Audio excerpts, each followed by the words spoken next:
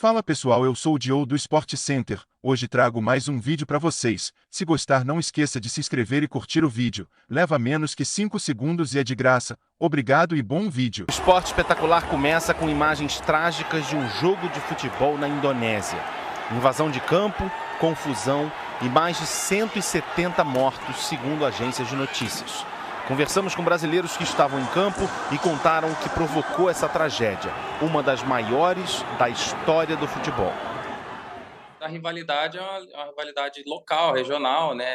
Cidade para cidade, né? E as cidades são próximas, né? Então tem toda aquela rivalidade, as torcidas também muito rivais.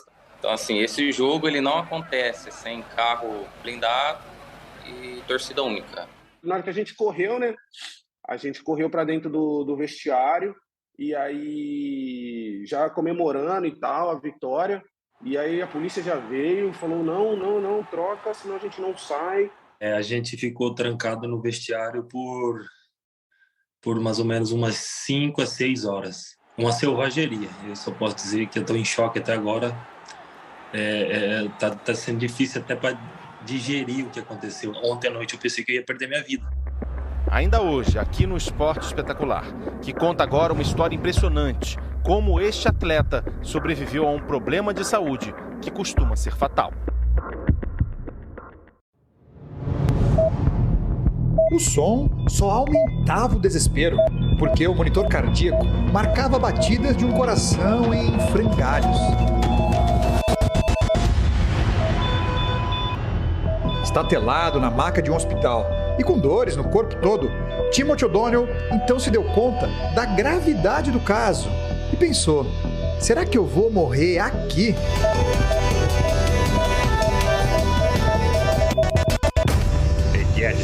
Aos poucos, a ficha foi caindo. Somos todos humanos, mortais. Não importa o quão em forma estamos, disse o americano. Ele, por sinal, estava em ótima forma, com exames clínicos perfeitos, estabelecendo as melhores marcas da carreira aos 40 anos. Timothy é um dos grandes nomes do triatlon mundial, com 22 títulos em provas internacionais. Nadar, pedalar, correr, tudo isso sempre foi a rotina desse superatleta. Março de 2021, Miami, Estados Unidos. Timothy era um dos favoritos em uma disputa que reunia estrelas internacionais do triatlo. Ele passou bem por 1 quilômetro e 600 metros de natação. Mas, logo na sequência, Timothy começou a experimentar uma sensação estranha. Já havíamos cruzado mais da metade dos 60 quilômetros de ciclismo, quando comecei a sentir uma dor que se espalhava por toda a região peitoral, com pontadas no braço esquerdo. Minha mandíbula enrijeceu. Mas pensei assim, se fosse um ataque do coração, eu não estaria pedalando tão depressa. Então, decidi seguir em frente. Ele não só terminou de pedalar, como ainda completou os 17 quilômetros de corrida, algo que agravou ainda mais a situação. Depois de cruzar a linha de chegada, comecei a vomitar. Não conseguia ficar em pé. Chamei minha mulher, que também é triatleta, e daí convocamos um médico e fomos a um hospital. 2 horas depois, eu estava em uma mesa de cirurgia para desentupir o coração. Timothy havia sofrido um ataque cardíaco gravíssimo, conhecido como fazedor de viúvas. As chances de sobrevivência em situações como a dele são baixíssimas. A Associação Americana de Cardiologia relata que ocorrências do tipo acabam em morte em 88% dos casos quando ocorrem fora dos hospitais. Ele teve sorte, porque não é comum, não é normal. Não é a história da doença. A doença, ele tinha uma lesão de 80% na principal artéria que irriga o coração, chama descendente anterior. Ela corre na frente do coração. E quando ela obstrui, ela entope, o cara geralmente morre.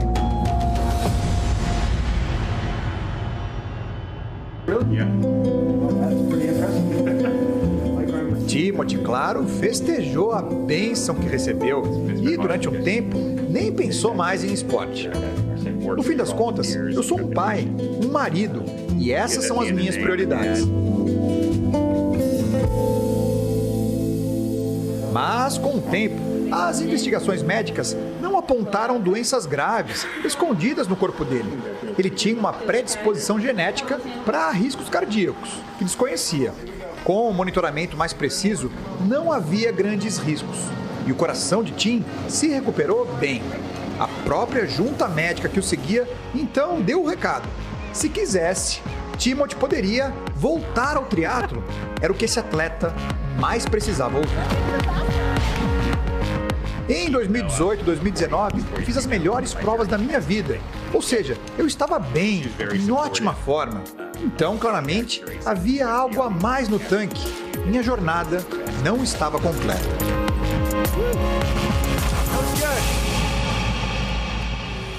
7 meses depois do ataque cardíaco, os treinos recomeçaram para valer. E em junho desse ano, veio a grande recompensa, na distância favorita de Tim, o Ironman. 3.860 metros de natação, 180 quilômetros de pedaladas. No fim, uma maratona, 42 quilômetros. Aos 41 anos, Timothy completou a distância em 8 horas, 10 minutos e 7 segundos e foi recebido pelos filhos para festejar um terceiro lugar mais do que especial.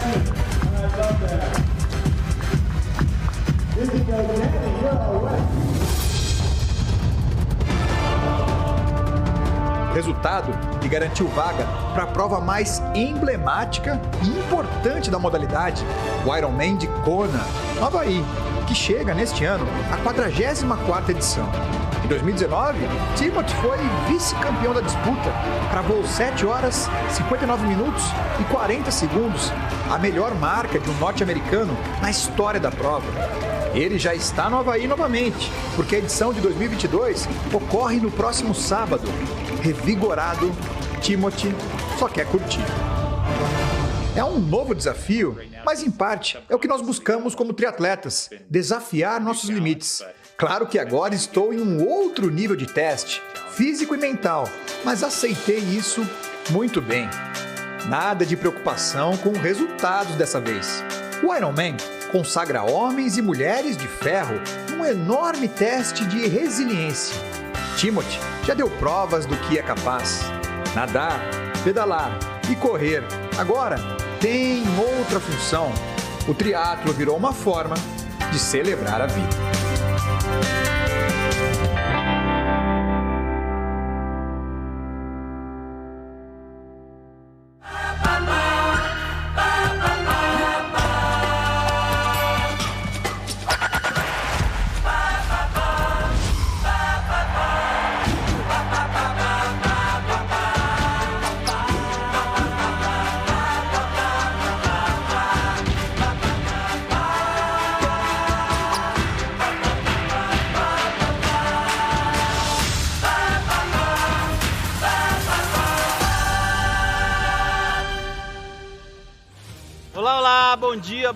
Bom dia. Que história incrível para abrir o Esporte Espetacular desse domingo. Já liguei aqui pro meu cardiologista.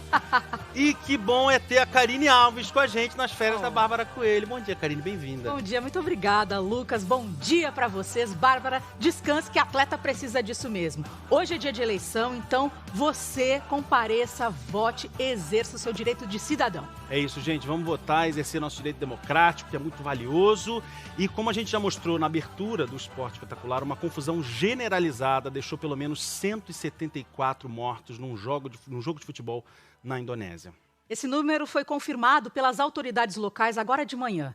Ainda hoje, a gente volta a falar desse assunto, inclusive com entrevistas de brasileiros que estavam em campo e contaram detalhes da tragédia. E hoje ainda tivemos uma outra notícia triste para o esporte, né, Karine? Esporte brasileiro. Um campeão mundial do boxe nos deixou. Éder Joffre morreu hoje de madrugada, aos 86 anos. Ele foi o maior boxeador brasileiro de todos os tempos. O tricampeão mundial estava internado em São Paulo desde março com uma pneumonia. O Guilherme Pereira está em São Paulo, tem informações para a gente. Bom dia, Gui. Bom dia, Lucas, Karine, um abraço para vocês e para todo mundo que está acompanhando o Esporte Espetacular. Com certeza esse dia 2 de outubro de 2022 é um dia muito triste para o esporte brasileiro. Éder Joffre é com certeza um dos maiores nomes do nosso esporte. Como você disse, Lucas, ele estava internado em um hospital em Embu das Artes, uma cidade que fica na região metropolitana de São Paulo, desde março por causa de uma pneumonia e por complicações da doença. Hoje ele nos deixou aos 83 anos. Éder Joffre é o único boxeador brasileiro que está imortalizado no Hall da Fama do boxe nos Estados Unidos. Foi o primeiro brasileiro a ser campeão mundial de boxe aos 24 anos, em 1960. Depois ele conquistou outros 2 títulos mundiais na era de ouro do boxe, onde o boxe teve muitos atletas. Surgiu um atleta brasileiro que passou a assustar o mundo com muito talento, com muita dedicação, com muita força, e foi assim que Éder Joffre ficou na história do boxe. Quando ele se aposentou, Éder Joffre tinha 81 lutas, 75 vitórias, sendo que 52 foram por nocaute, 4 empates e só 2 derrotas. Uma trajetória incrível, e durante toda a vida o Éder Joffre mostrou muito amor pelo boxe, pelo Brasil. Era uma figura muito querida por todo mundo que cobre esporte, que acompanha, sempre muito simpático, sempre fazendo questão de mostrar esse amor que ele tinha pelo boxe. Por isso hoje é um dia triste para o esporte brasileiro. E agora a gente vai conferir na reportagem um pouco mais dessa história aqui em 2018, uma história tão incrível que acabou virando até filme, 10 segundos para vencer, com a presença do Éder Joffre no cinema no dia da estreia. Uma cena muito emocionante, e a gente vai ver agora nessa reportagem qual é a história de Éder Joffre, o maior boxeador da história do Brasil. Se liga aí, ó.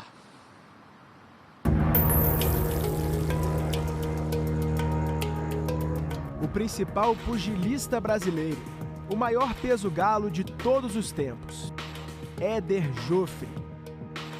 Eleito em 2014 em enquete promovida pelo Conselho Mundial de Boxe como o melhor do mundo na história da categoria. Entre 60 e 65, foi campeão mundial dos galos.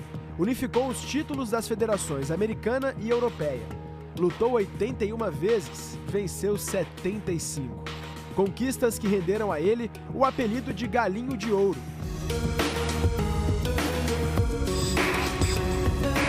Em entrevista ao Sport TV em 2014, ele revelou a receita de suas vitórias. A maioria das lutas eu ganhei por nocaute. E fiz muitas lutas com camaradas realmente bons, né? Batia bem de esquerda, deixava o cara meio grogue com a esquerda e aí arrematava com a direita.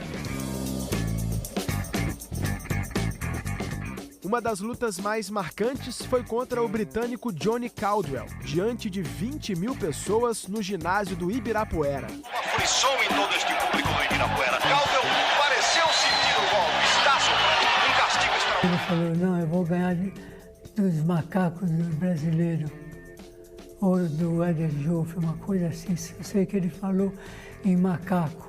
Aí eu mostrei quem era o macaco para ele. Mostrou? Mostrei,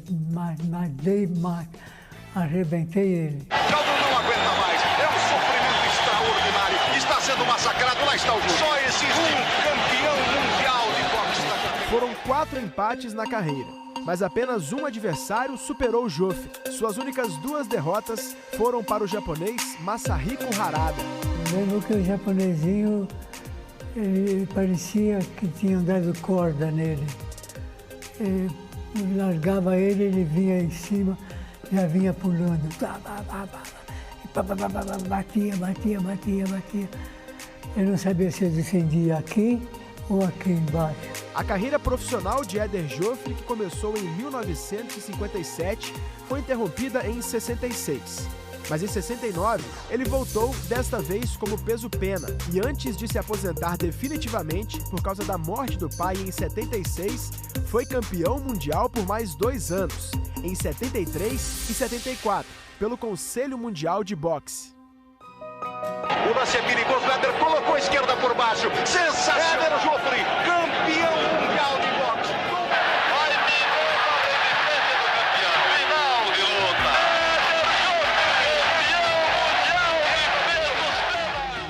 O pai era um entre os quase 20 parentes pugilistas. O tio Ralph Zumbano competiu nos Jogos Olímpicos de 1948 em Londres. 8 anos depois, foi a vez do Galinho de Ouro representar o Brasil em Melbourne, na Austrália. Ficou em 5º lugar a uma luta do pódio. No ano seguinte, estrearia entre os profissionais.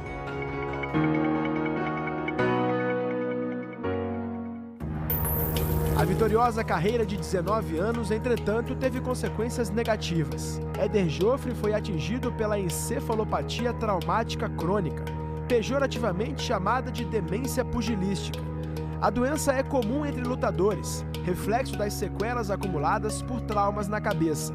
Os sintomas são problemas de memória e tremores. Nascido em 1936, Éder Joffre nunca abandonou seu jeito leve e descontraído. Quando questionado se seria o Pelé do boxe, foi perfeito ao diversificar o seu valor. Eu acho que eu fui o Éder Joffre do boxe. Como foi citado mais cedo aqui pelo Gui, a história do Éder Joffre foi contada no filme 10 Segundos para Vencer, que está no Globoplay. O Joffre é interpretado pelo Daniel de Oliveira, né? E o filme aborda a relação dele com o técnico e pai, o ex-boxeador argentino naturalizado brasileiro, Kid Joffre, que é interpretado pelo Osmar Prado. É filmaço e que o Éder descanse em paz. Vamos falar de Sul-Americana? Teve a grande final e o São Paulo deixou muito a desejar. O jogo aconteceu na Argentina. O São Paulo perdeu por 2-0 contra o Independente Del Valle do Equador. Vamos fazer o seguinte, vamos falar com a Gabi Ribeiro, que está lá na frente do CT do São Paulo e traz informações para a gente ao vivo agora. Gabi, o que resta é terminar o Brasileirão, seguindo o Brasileirão, né? É isso, é só Brasileirão, né, Karine? Bom dia para você, para o Lucas, para todo mundo que está ligado com a gente no Esporte Espetacular. Depois de perder o título da Sul-Americana ontem para o Independente Del Valle do Equador, o São Paulo desembarcou no aeroporto de Guarulhos na madrugada deste domingo. E a delegação chegou aqui ao CT da Barra Funda, na zona oeste da capital, por volta das 6h30 da manhã. Uma chegada muito tranquila, sem protestos, apesar da decepção dos torcedores com o resultado em campo. São Paulo teve muita dificuldade nessa final, né? A final foi disputada na cidade de Córdoba, na Argentina, uma cidade de difícil acesso e mesmo assim, milhares de torcedores do São Paulo estiveram presentes para apoiar o time nas arquibancadas, mas em campo o placar. São Paulo ainda terminou o jogo com 2 a menos. O Caleri e o Diego Costa foram expulsos da partida. Agora resta o Campeonato Brasileiro. São Paulo teve o jogo desta 29ª rodada contra o Coritiba adiado para o fim do mês, justamente por causa da final da Sul-Americana, e entra em campo na quinta-feira contra o América Mineiro fora de casa, aí tentando também uma classificação para a Sul-Americana do ano que vem. Karine, Lucas. Muito obrigada, Gabi, pelas informações. Bom domingo de eleição para você também. Vamos seguir, Lucas? Fica saber como é que vai ficar a situação do Rogério Ceni, né? Verdade. Muito frustrante para ele. Mas, enfim, ainda hoje tem reportagem completa sobre a decisão da Sul-Americana e a derrota do São Paulo. No dia 7 de novembro, a gente vai conhecer os 26 jogadores convocados para defender a seleção brasileira na Copa do Catar. Tô ansiosa já. A tarefa do Tite não é fácil, mas o Esporte Espetacular conversou com os caras que ajudam o técnico da seleção para fazer essa escolha tão importante. Paris, terça-feira passada. Chegava ao fim um longo processo de preparação do Brasil para a Copa. 4 anos, 50 jogos realizados. Acabou o último amistoso da seleção brasileira antes da Copa do Mundo do Catar. Agora é definir a lista dos 26 convocados que vão em busca do Hexa. E esse trabalho não é só do Tite. E é o que a gente vai mostrar nessa reportagem. Como é que fala? Tite tem 3 auxiliares e 3 analistas de desempenho. O gerente da seleção é o ex-jogador Juninho Paulista. Eles sempre estão por perto do treinador, até durante as entrevistas. É com todos que Tite divide a responsabilidade de fechar uma lista de convocados. Jogamos todas as informações para o Tite. Opiniões, argumentos, né? Por que isso e não aquilo. E aí a decisão final é dele, embasado em todas essas informações que ele recebe.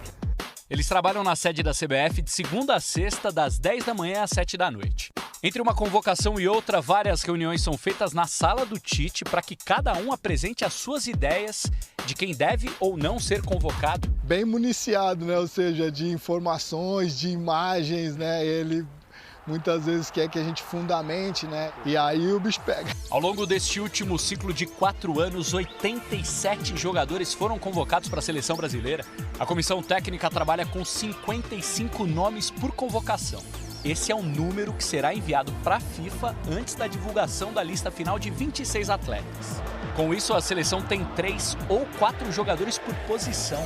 A ideia é que todos conheçam bem os conceitos do time para que qualquer um deles esteja pronto para defender o Brasil na Copa. A gente mantém isso, mantém essa relação, para que no dia 7 que a gente for definir os 26 convocados, a gente tenha dentro desse ciclo completo uma confiança maior, uma certeza maior que aqueles jogadores que foram convocados vão nos dar tudo que a gente precisa. Restam poucas vagas no elenco. Elas estão na zaga, na lateral direita e no setor de ataque. É uma Copa diferente, porque os atletas vão estar em atividade um dia antes de se apresentar. Se o atleta tiver uma lesão grave, uma lesão muscular, grau 2, 3, dependendo do grupo muscular que foi, às vésperas de uma convocação, pode ser que eles não estejam em condições. Ou seja, todos os jogadores que estão neste radar precisam estar prontos para a expectativa de estar em uma Copa do Mundo. 3 membros da comissão técnica já viveram essa experiência. Os titulares de Zagallo são o goleiro Tafarel. No meio-campo, o time tem César Sampaio. Meia cancha, Juninho do Flamengo, Juninho Paulista. Pá. Era um gostinho assim que inexplicável, né, cara? Quando chega uma véspera de convocação, é uma ansiedade. Se não tivesse friozinho na barriga, não tiver essa ansiedade, né? Essa vontade assim de não só representar a pátria, mas para mim a Copa é o Oscar da modalidade. Vai, Vini! Fez! Finalmente!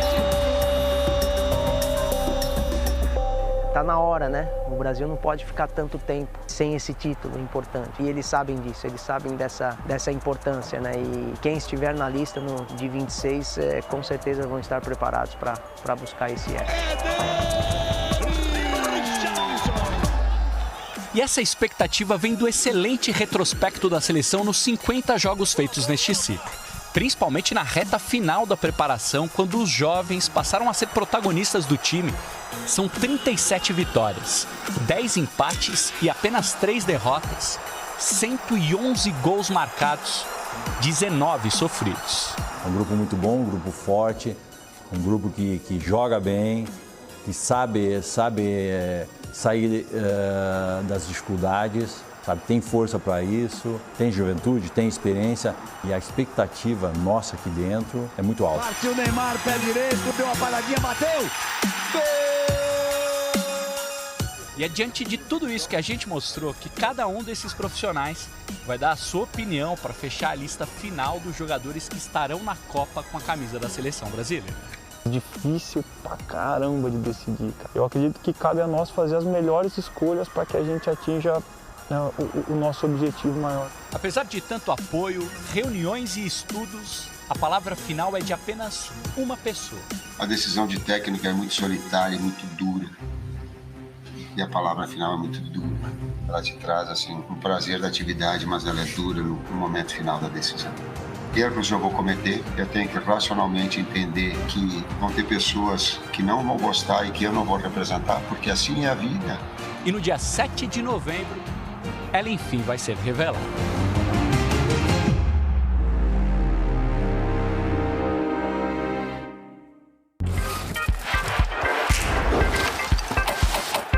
Ele é uma das maiores revelações, não só do futebol brasileiro, como do futebol mundial. Tem vários clubes gigantes correndo atrás dele. Isso porque ele mal foi contratado aqui pelo Newcastle, na Inglaterra. Prazer, chegando irmão. aqui na casa do Bruno Guimarães, tudo bem? Seja bem-vindo aí, tamo junto. Prazer enorme estar com vocês aí. Pô, prazer meu estar aqui na sua casa. Bruno Guimarães Rodrigues Moura, 24 anos, carioca de São Cristóvão, bairro da Zona Norte do Rio. Talento do futsal, Bruno estreou como profissional no campo pelo Audax. Não demorou, foi para o Atlético Paranaense e de Curitiba para a Europa. Primeiro o Lyon da França e desde o começo do ano Bruno virou jogador do novo rico do futebol inglês, o Newcastle United. Agora, vem cá, eu não exagerei não, né? Tá cheio de clube aí. Bom, primeiro que você já veio pro Newcastle com status de estrela, né? Porque aqui os cheques, mandaram um caminhão de dinheiro lá pra te trazer. E já tem gente atrás de você, né?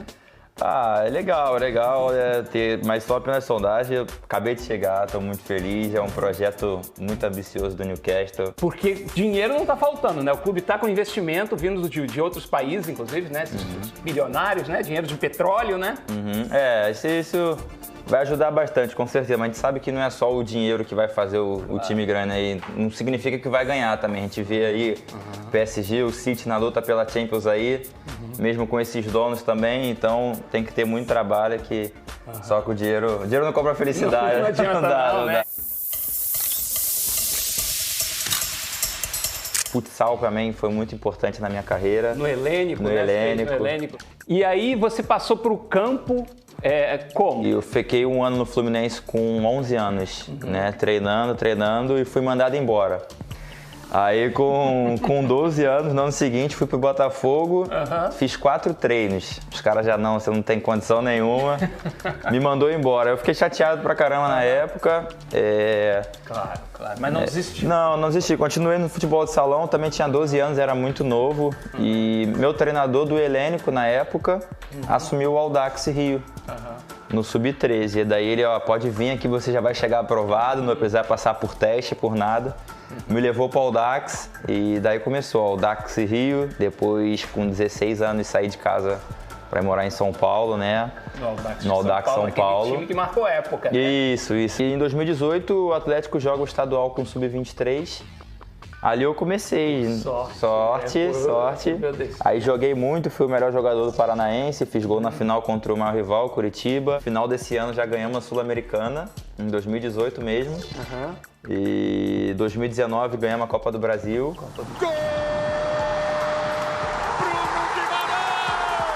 Várias finais já, né? Com muito pouca idade. Dá aquela tremedeira no jogo. Dava, mas de tudo que passei na base, chegar ali na hora do filé mignon, não só aproveitar, né? Um cinema aqui? Aqui é o cinema, aqui é... Que legal. Eu gosto pra caramba de ver filme e série, então quando eu vim conhecer a casa, eu olhei esse canto aqui, eu falei, essa aqui, foi cinema que me conquistou, cinema que me conquistou. A gente passa o dia inteiro assistindo coisa de futebol aí. Seu pai ama Meu pai ama futebol, viciado. Me apoiou bastante, né, à toa que... É o 39 que eu uso é por causa dele, do táxi dele. Isso. Seu pai era taxista no Rio de Janeiro e o número da série do carro dele era 39? 39, exatamente. E aí virou o seu número da sua camisa. Tenho tatuado também. Tem? Cadê? Tem. Tá o 39 aqui, tem do tatuado. Táxi do pai.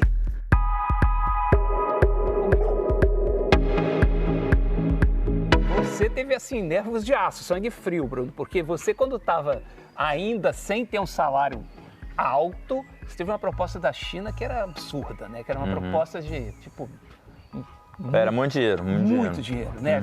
Na época, não precisa nem... Na época falaram que era 5 milhões de reais por mês, coisa de 5 milhões para ir para a China, mas você teve sangue frio e falou, melhor ir para uma liga mais conhecida. Foi algo que, na época, você vê a quantidade de dinheiro, é algo que pesa bastante. Mas eu sempre tive claro pra mim que eu poderia jogar na Europa, sabe? Eu sabia que se eu fosse pra China, iria me esconder muito do que eu penso pra minha carreira, que é a seleção brasileira. Vamos Brasil pro ataque. Olha o gol! Gol!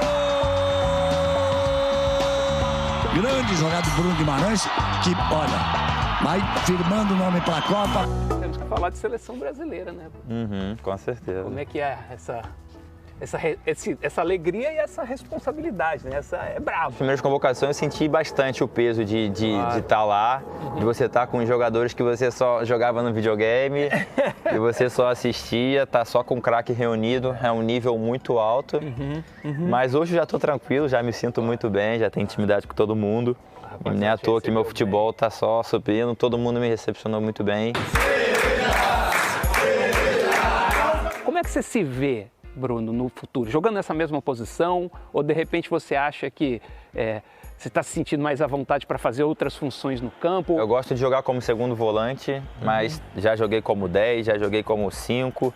Eu me sinto à vontade no meio campo. No meio campo é onde eu gosto mais de jogar.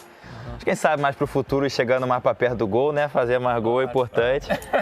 Na última Copa, só por curiosidade, você viu como? Aonde você estava? Estava no Atlético Paranaense, estava vendo. Estava em Curitiba. Estava em Curitiba assistindo, fazendo bolão pra caramba. Quem sabe aí essa oportunidade. Essa oportunidade, se Deus quiser, e esperar agarrar com a de mão cheia, né? Pegar esse sol e conquistar esse hexa pra gente, que a gente está querendo bastante. Todo mundo tem que ficar confiante, torcer muito pela nossa seleção, porque a gente tem chance sim de conquistar. Lá vem o Brasil de novo, a bola roubada, a chance, Paquetá mexeu bem, olha o gol, olha o gol, golaço do Bruno Guimarães. Bruno, cara, agradecer. Valeu, obrigado a vocês, foi um prazer abrir a porta da minha casa para vocês. Parabéns aí pela casa. Valeu, e ótima sorte aqui na Premier League, na seleção. E dizem aí, quem sabe, aí, Real Madrid, Manchester United. Tá bom. Valeu, tamo junto. Valeu, obrigado.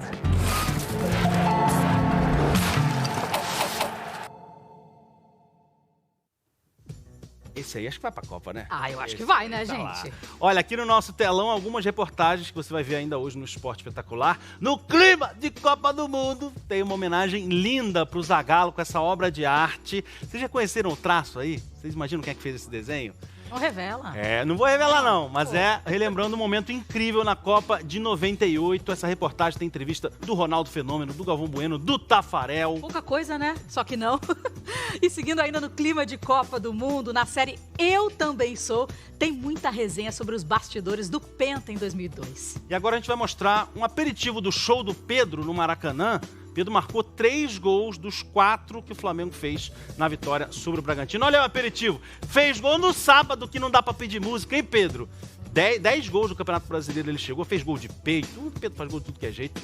Será que o Tite gostou? Alô, Tite? Eu acho que sim, O que você acha? Acho que sim. Né, gente? Bom, essa semana começou o STU Open Rio, evento internacional de skate com vários medalhistas olímpicos em Tóquio. Começa essa semana, hein? Essa semana, estamos na expectativa. E o esporte vive o auge da sua popularidade aqui no Brasil. Para contar como isso tudo começou, décadas atrás, a gente foi visitar um dos maiores acervos de skate do Brasil. O skate hoje em dia é feito com o que há de mais moderno. Madeira com folhas de fibra de carbono, rodinhas de poliuretano e eixos de titânio, quase inquebráveis. Quanta evolução para aquele brinquedo que nasceu com essa cara nos Estados Unidos nos anos 50. Quando chegou por aqui no final da década seguinte, o skate lembrava uma prancha de surf. Os primeiros relatos que a gente tem do skate aqui no Brasil são do final dos anos 60. Provavelmente ele foi trazido, né, com um presente, né, para os parentes, né, das pessoas que visitavam os Estados Unidos, traziam o skate como presente, né. Eduardo Índio é skatista das antigas e apaixonado pela história do esporte. Eu tenho no acervo mais ou menos uns 80 skates de 6 décadas, né, e tenho inúmeros shapes, roupas, tênis, vídeos, filmes, VHS, livros. Foi aqui que encontramos modelos dos anos 70, os primeiros fabricados no Brasil, época em que começaram a surgir também pistas e campeonatos, tudo ainda amador. Hoje é mais fácil de aprender uma manobra porque você encontra vários vídeos na internet, nas redes sociais e tudo em câmera lenta. Mas naquela época, esse tipo de conteúdo só era produzido nos Estados Unidos e quando chegava algo por aqui, pouquíssimas pessoas tinham videocassete. Então o jeito era se virar olhando só as fotos.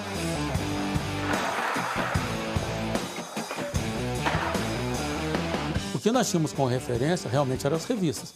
A gente só via foto e falava, mas como é que será que o cara fez isso? Vamos tentar. E era assim que se fazia, né? Essa fase cheia de adereços foi nos anos 80. Chamou também a atenção da mídia. A pista que a galera do Índio construiu em Guaratinguetá foi essencial para isso. A partir de 82, nós fizemos uns eventos que eram classificados como os campeonatos brasileiros de skate. Nós fizemos 5 anos seguidos de campeonato. E o primeiro, nós tivemos 60 inscritos. E já o último, nós tínhamos 500 inscritos. Gente jovem, punks e new waves que gostam de muita curtição, de fortes emoções. todos atraídos pelas loucuras dos skatistas e pelo som pesado do rock. A formação do cenário competitivo deu origem a verdadeiras lendas. Minha primeira competição internacional em 89, eu fui para a Alemanha com 13 anos participar do Mundial da Alemanha. Uma delegação de brasileiros e tal. O Ueda ficou em 4º lugar nesse campeonato. Ele foi o grande destaque. O destaque pelo mundo começou a quebrar o preconceito que havia contra os skatistas no Brasil. E as pessoas não conheciam o skate. Falavam, pô, meu, um monte de moleque fazendo baderna no centro da cidade, quebrando a cidade, um monte de marginal. Passou-se um tempo, essas mesmas pessoas me encontravam e falavam assim, que legal, vi você na televisão, né? Nos anos 90 e 2000, praticamente com o mesmo visual de hoje, o Brasil virou potência no skate. A era vitoriosa de Bob Burnquist e Sandro Dias, o mineirinho. Quando que lá nos anos 80 eu esperava que um dia eu fosse viver de skate? As mulheres batalharam para ter espaço. O primeiro registro em vídeo de skatistas brasileiras só saiu em 1998, o Dona Maria. Dessa época de 99 para cá, a gente não tinha competições que as mulheres estavam inseridas. Então a gente foi fazendo assim um intercâmbio com outras meninas de outros estados e fomos indo para os eventos e pedindo para que o pessoal colocasse categoria feminina. Duas minas escancararam as portas para o skate. Karen Jones, tetracampeã mundial de vertical, e Letícia Buffoni, mulher com mais medalhas na história dos X Games. Tudo que elas, construíram com um cenário totalmente não favorável, elas conseguiram, fizeram acontecer e trouxeram pra gente essa inspiração, essa motivação. Olha ele aí agora, chique, olímpico. Essa Olimpíada foi a Olimpíada do skate feminino, digamos assim, porque o que a Raíssa, tocou no coração das pessoas, sendo uma menina, criança, simplesmente se divertindo. Raíssa Leal é medalha de prata para o Brasil nas Olimpíadas de Tóquio! É muito lindo ver isso, porque às vezes a gente chegava na pista e eu era a única menina andando. Hoje o circuito brasileiro de skate tem disputas femininas e masculinas. Nessa semana o Brasil vai receber metade dos medalhistas de Tóquio em um grande campeonato internacional, o STU Open. O skate mostrou o que ele é. O skate mostrou o tão legal que ele é de ser praticado, o nível de amizade que tem entre os praticantes. O skate passou por uma revolução desde que foi inventado. O esporte chegou ao ápice de entrar nas Olimpíadas porque nunca abandonou o espírito de ser sempre uma brincadeira de rua. Adoro, não ando. Eu tento. Não ando mais. Bárbara Coelho anda. No próximo bloco, as informações da tragédia que deixou mais de 170 mortos num estádio de futebol na Indonésia. E a gente mostra também como foi a derrota do São Paulo na final da Sul-Americana e, claro, o sábado cheio de jogos do Brasileirão. Teve vitória do Inter, que ainda sonha com o título, sobre o Santos. Belos gols do Corinthians contra o Cuiabá. Hulk acabando com o jejum de vitórias em casa do Atlético Mineiro. E Pedro brilhando no Maracanã na goleada do Flamengo.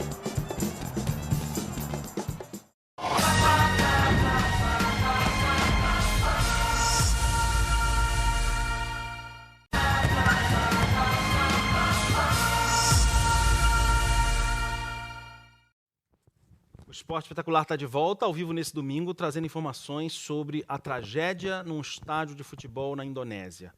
Uma invasão de campo deixou 174 mortos e 180 feridos, números atualizados agora de manhã pelas autoridades locais. Essa é a segunda maior tragédia da história do futebol. A confusão foi no estádio Kanjuruhan, em Malang, a 800 quilômetros da capital Jacarta. O Arema, time da casa, perdeu por 3-2 para o Persebaya pela primeira divisão local. Depois da derrota, torcedores invadiram o gramado, dando início a uma batalha campal. A polícia reagiu com gás lacrimogênio, provocando tumulto e casos de sufocamento.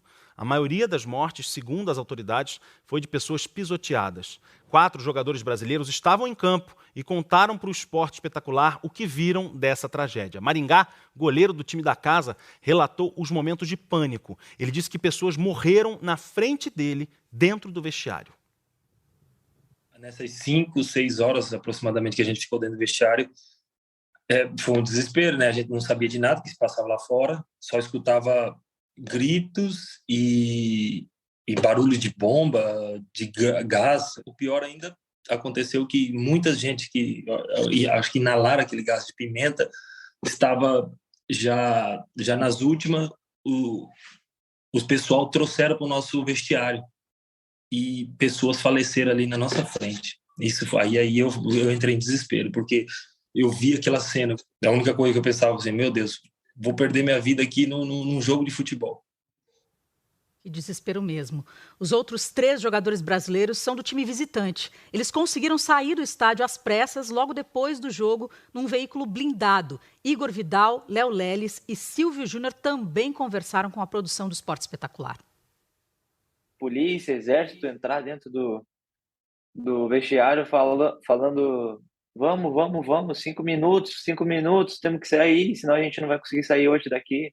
Gás lacrimogêneo, aquelas bombas, a torcida, a polícia tentando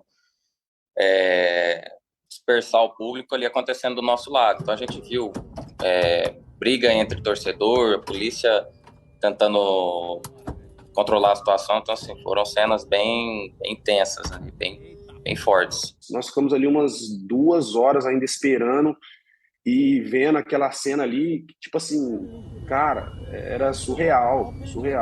Eu passei pelo Azerbaijão na época da guerra com a Armênia e eu não vi as coisas que eu vi ali, cara. Ainda hoje a gente vai trazer outras informações sobre essa tragédia. Enquanto isso, aqui no Brasil, os torcedores do São Paulo estavam na expectativa de um título internacional depois de 10 anos de espera. Era o jogo da década. Verdade. Mas foi o Independente Del Valle do Equador que comemorou o bicampeonato da Copa Sul-Americana. 10 anos depois, os São Paulinos voltaram a viver a experiência de uma decisão internacional. A final da Sul-Americana em Córdoba, na Argentina, foi como um imã para as emoções tricolores. Onde o time estava, eles também precisavam ir. Gente do Pará, do Canadá, do Brasil, de São Paulo, do São Paulo. Eu acho que o São Paulo vai passar por cima. 3-0. Vai ser o nosso primeiro título internacional. Eu só tinha visto um Paulistão no ano passado e é meu sonho. Eu tô aqui em Córdoba, ver o São Paulo ser campeão é meu sonho. Do outro lado, a esperança de um pequeno clube do Equador, com um apelido que não se pode ignorar. O São Paulo é um dos maiores clubes do mundo, por tantas finais. Mas o Independente tem chances. Por isso tem o apelido de Matador de Gigantes. E hoje está aqui para matar outro gigante. Assim esperamos. Esperemos que assim seja. Gigante era a paixão de pais e filhos. Da multidão que empurrou o ônibus dos jogadores na chegada ao estádio. E de tanta gente que tentou empurrar o time, mesmo assistindo de casa, e nesse caso, a casa do São Paulo. Milhares de torcedores também se reuniram na região do estádio do Morumbi, se espremendo para conseguir um lugar, um espacinho que fosse para torcer pelo sonho. Só faltou combinar com o matador de gigantes. Pro gol! Lautaro Dias. De longe, Sornosa quase aumentou a vantagem e a apreensão. O São Paulo. Depois do intervalo, o relógio também virou adversário. O chute do Nestor não passou pelo goleiro. A cabeçada do Caleri passou raspando. E Léo não alcançou a bola que cruzou pela área. O jogo já está na metade do segundo tempo e dá para sentir os nervos à flor da pele, a tensão está no ar e cada um assistindo do jeito que consegue. Gente pelo telefone celular, no telão, mas uma coisa em comum. O São Paulino não deixou de acreditar não, né? Nunca. Vamos virar esse jogo aí, vamos ser campeão. E o saldo quase foi pior, se Felipe Alves não desviasse a tentativa de Ortiz. Quando o fez um jogo muito importante contra um time muito grande do Brasil. Então a gente sai feliz, a taça tá do nosso lado e festejar com a gente do Equador. E o nome gravado na plaquinha é o lembrete de que o jogo da década para o São Paulo terminou com os adversários levantando o troféu. Eu acho que hoje era um dia muito importante na história do clube, onde nós poderíamos ter mudado essa década que vem de luta, mas ao mesmo tempo também sofrimento por não ter conquistas e não sai daqui com títulos, sai chateado, tem uma volta toda para fazer. Isso é o que mais dói para a gente, né?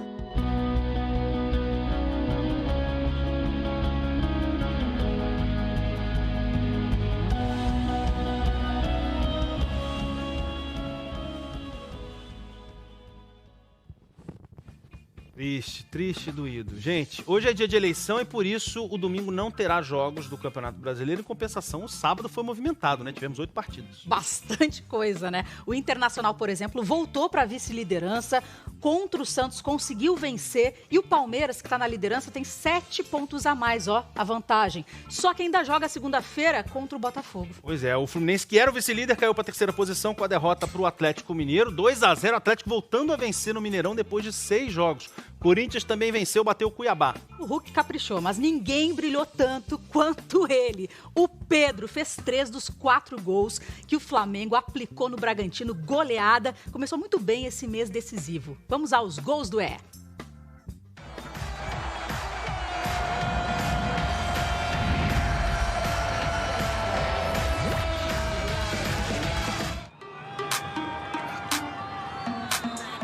Começou outubro, o mês da contagem regressiva para a torcida do Flamengo. Fora o jogo de ontem contra o Bragantino, serão 2 jogos até o primeiro encontro com o Corinthians pela final da Copa do Brasil, 4 até a segunda e decisiva partida no Maracanã e 7 até a grande decisão da Libertadores contra o Atlético Paranaense. E no meio disso tudo, 5 jogos pelo Brasileirão.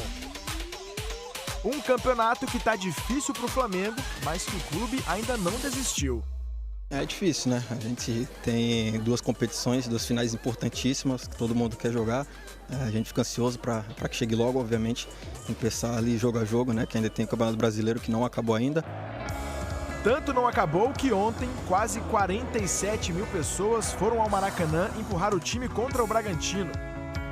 O técnico Dorival Júnior poupou só 2 titulares, o zagueiro Davi Luiz e o lateral Felipe Luiz. E mandou a campo praticamente a equipe principal do Flamengo, com Everton Ribeiro e Pedro retornando da seleção brasileira e com Arrascaeta, que estava com o Uruguai. E logo aos 3 minutos, veio dos pés do craque uruguaio o passe que terminou com o pênalti de Luan Cândido, expulso pelo lance em Gabigol.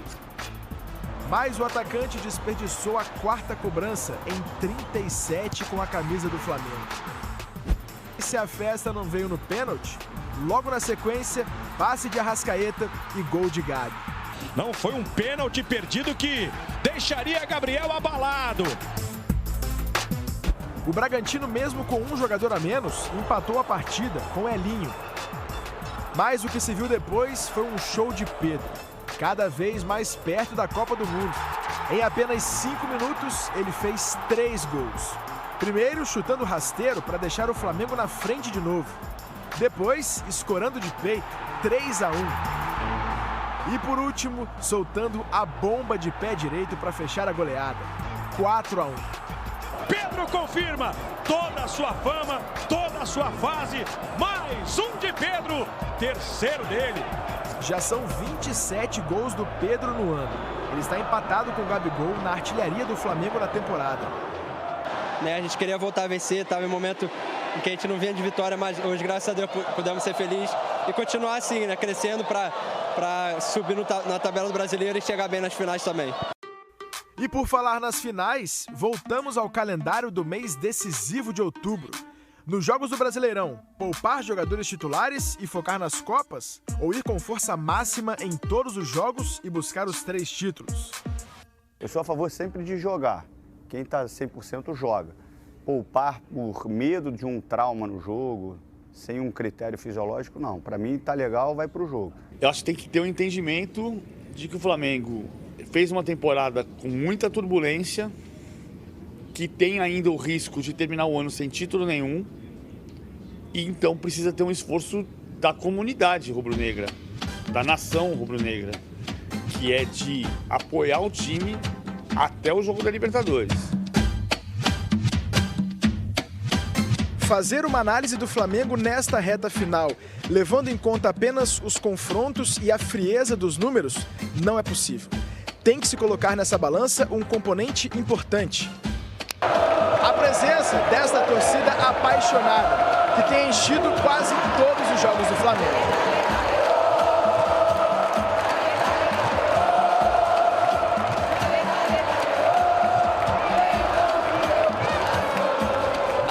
Tem que colocar o time titular mesmo e tentar ganhar tudo. Eu acho que deve poupar sim, até porque o Palmeiras está com muitos pontos na frente, então a gente tem 2 jogos decisivos agora aqui esse mês, então acho que deve sim poupar, entendeu? Tem jogadores ali, Copa do Mundo, eles não vão deixar a peteca cair porque não tem, teoricamente, mais chance no Campeonato Brasileiro. Ajustes podem ser feitos em treinamento, mas a manutenção de uma regularidade e de uma confiança atuando só você se expondo e jogando. Não tem outro caminho. O caminho já está traçado e dura aproximadamente um mês.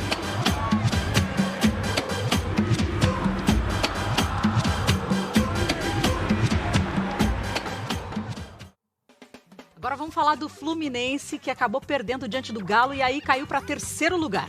Pois é, grande vitória do Atlético Mineiro em casa depois de 6 jogos sem vencer no Mineirão, com uma incrível atuação do incrível Hulk. Era jogo de gente grande. Eu tô falando literalmente mesmo. Chegada do Hulk na imposição física, deixou no chão Felipe Melo. Olha esse duelo do Felipe Melo com o Hulk. Chegou por baixo, Felipe Melo recebe o cartão amarelo pela falta. O Galo começou decidido a acabar com o jejum de quase 3 meses sem vencer no Mineirão. Mas o Flu tinha quase 70% de posse de bola e chegava com perigo. Everson cresceu pra cima dele. Germancano, artilheiro do Brasileirão, até balançou as redes primeiro. Limpou, levou pro pé canhoto, bateu. Tá impedido, diz o Bandeira. A frustração com o gol anulado se transformou num balde de água fria 3 minutos depois. Entrou na área, bateu Hulk! Gol! É dele, Hulk! Reparou no nervosismo do Hulk na frente do goleiro? Que categoria! Quem estava nervoso de verdade era o time do Fluminense. A famosa troca de passes do time de Fernando Diniz não estava nos melhores dias. Na frente, Samuel Xavier, a bola correu demais. E a defesa ainda dava espaço para o Hulk. O Atlético pressionava e reclamava bastante. O VAR chamou o árbitro para rever o bloqueio do Manuel dentro da área.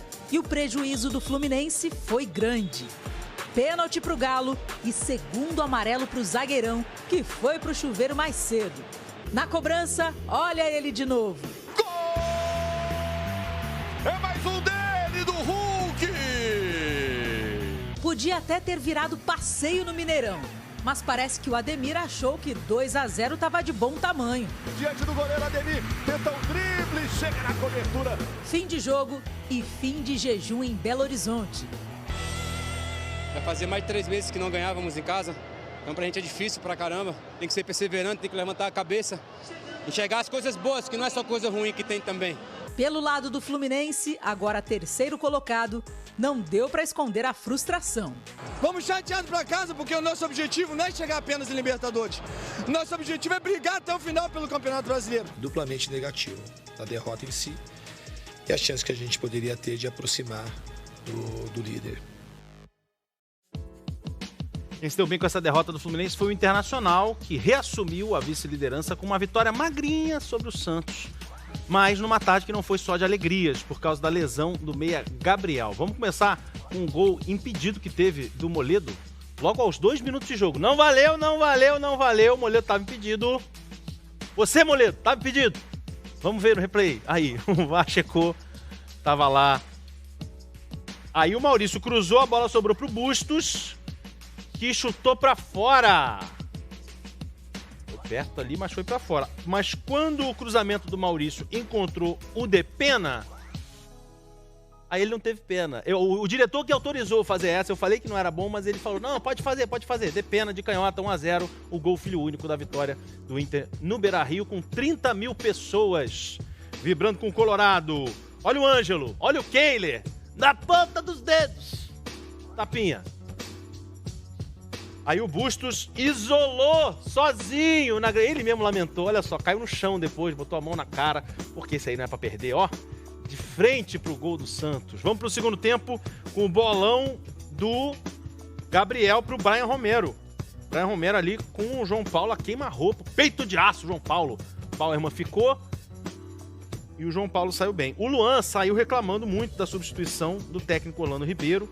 Luan também foi muito xingado pela torcida do Inter, né? Pelos anos de Grêmio. O Santos tá em 11º na classificação. O Luan reclamou muito. E no final do jogo, enquanto a gente vê ainda o pessoal até xingando ali o Luan na saída, no final do jogo eu falei, né? A lesão do Gabriel. Aos 45 do segundo tempo, o Gabriel rompeu os ligamentos do joelho direito. Segundo a previsão dos médicos, deve ficar até 8 meses sem jogar. Tá numa campanha do Inter, o Inter ali perseguindo o Palmeiras. Você vê todo o lamento do Gabriel chorando, sair de campo. Sempre uma lesão muito triste da gente ver o jogador profissional ter. Agora é essa, boa recuperação para ele. Gabriel ficou indignado, né, gente? Mas dá para entender. O Corinthians jogou o necessário para bater o Cuiabá e seguir no G4. A vitória teve 2 gols bem bonitos. 12 de outubro é o Dia das Crianças, mas algumas ganharam presente com antecedência. Caso da Valentina, que aos 9 anos pôde conhecer o estádio com direito a passeio em família. Eu tô muito feliz, é a primeira vez que eu venho aqui. O beijo do avô na neta Lívia era de puro sentimento e muita emoção. Ela queria um presente. Qual o melhor presente que você quer, filha? Eu quero conhecer Itaquerão. É muito emocionante. Muito bacana.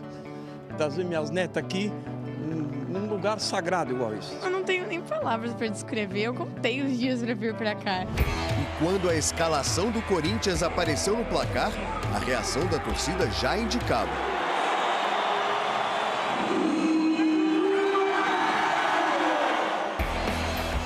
A noite seria mesmo do Yuri Alberto, Roger Guedes e Renato Augusto. Mas por pouco não foi do ex-palmeirense Daverson, que marcou com menos de 3 minutos para o Cuiabá. Só que o VAR deu impedimento e a torcida vibrou como se fosse um gol do Corinthians. A Fiel comemoraria e pra valer após uma jogada que merece ser vista desde o início. Na lateral, Fausto Vera cortou o Daverson. Tocou para Duqueiroz lançar Roger Guedes, que encarou a marcação e virou o jogo. Renato Augusto, de primeira, colocou na cabeça de Yuri Alberto. Que ajeitado o Renato Augusto, que requinte. Yuri Alberto de cabeça abre o placar. Era um trio sempre em ação. Renato Augusto tocou no Roger Guedes, trouxe para dentro da grande área, batido, desvio. Teve balãozinho de Roger Guedes para o Renato Augusto bater cruzado. E teve este passe do Renato Augusto de letra para o Roger Guedes varrer a defesa, passar entre 2 adversários, cortar o terceiro e... Bateu golaço! Foi o gol mais bonito de 2022 na Arena. Ele limpou tudo. Limpou sala, cozinha e banheiro. Fez um golaço. Estou muito feliz pelo gol, pela jogada do primeiro gol também. Roger Guedes, artilheiro do Corinthians no Brasileirão e também na temporada. A torcida sempre espera alguma coisa dele. E nesse sábado à noite, o atacante não decepcionou. Agora são 13 gols do camisa 10 neste ano. 8 deles no Campeonato Brasileiro. Foi substituído sob aplausos de mais de 37 mil corintianos e abraçado pelo técnico Vitor Pereira. Vai procurando os espaços porque ele tem essa mobilidade, é uma característica dele e ele tem que saber aproveitar. Procurar, encontrar e aproveitar os espaços. Foi o que se viu nesse Corinthians 2, Cuiabá 0.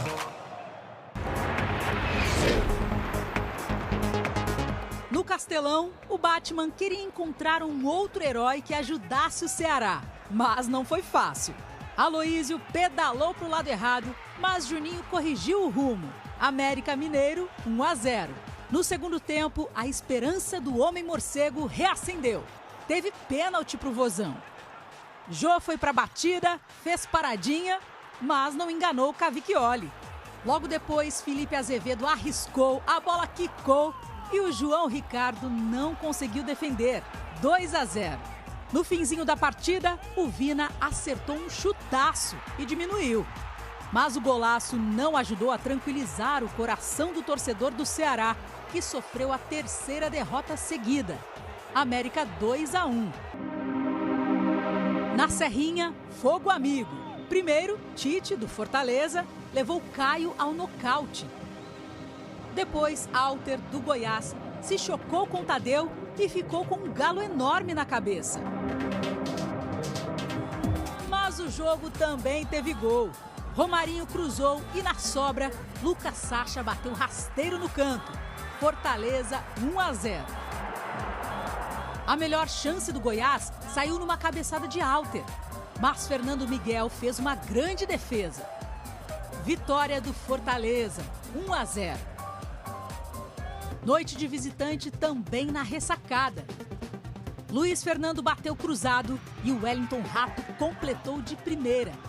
Atlético Goianiense 1, Avaí 0. Baralhas roubou a bola e tocou para Ayrton. O atacante partiu em velocidade, invadiu a área e na saída do goleiro devolveu para Baralhas aumentar. 2-0. Depois do vacilo de William Maranhão, Potker conseguiu marcar o gol do Avaí. Placar do jogo, 2-1 para o Atlético Goianiense. Já em Coritiba, nada de surpresas. O Atlético Paranaense bateu o Lanterna Juventude sem dificuldade. Vitor Roque se livrou da marcação e tocou para Vitinho fazer 1-0. Fernandinho recebeu na entrada da área e chutou cruzado. A bola bateu em Vitor Mendes e entrou. Atlético Paranaense 2, Juventude 0. Cruzamentou, mergulhou, salva Gatito! Pontinha dos dedos! Eita, Gatito, que bola foi essa? Rei da mesa! Gatito Fernandes em O Melhor Goleiro que eu vi jogar. Jefferson ou Everton? Jefferson. O Messi vai para a cobrança. Partiu, bateu, Jefferson pegou! Bateu, Jefferson pegou, ele é pegador de pênalti. Acabou complicando ele. Jefferson ou Rogério Ceni? Aí vem ele para a cobrança, pé direito, bateu! Rogério Ceni! Diego.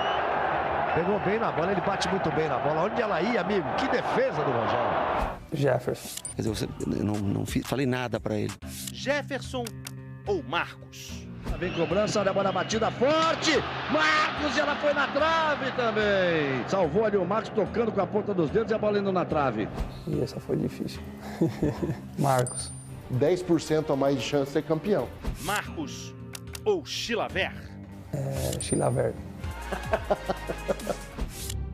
Chilavert ou Gato Fernandes? Que no caso, Gatito, é o seu próprio pai. Gato Fernandes. Não, eu não tenho uma técnica especial. Gato Fernandes ou Alisson? Eita, vou com o pai, Gato Fernandes. Se eu não tiver no mesmo alto nível, ele vai me atropelar. Gato Fernandes ou Tafarel? Ele Tafarel! Tafarel! Sai, sai, sai, sai que é sua, Tafarel! Coisa louca.